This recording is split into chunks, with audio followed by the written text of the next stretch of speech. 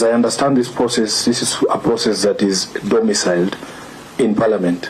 And whereas I understand further that it is a matter that everybody in the country has an opinion over, I am a bit concerned about certain pronouncements that I have seen in sections of the media today coming from the Cabinet Secretary for Treasury, the Honorable Mbadi. He has made extremely prejudicial statements to this process. And I wanted to know, is the mediation on the Division of Revenue Act happening in Parliament or in the Executive?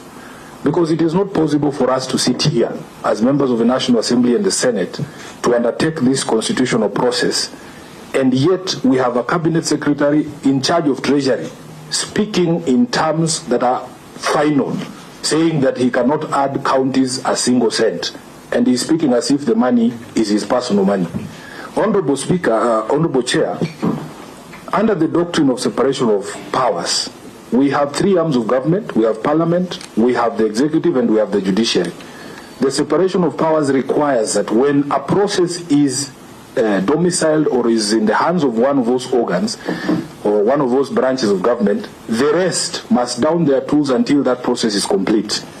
It is the same reason why we have in our standing orders the rule against sub judice, that if a matter is before the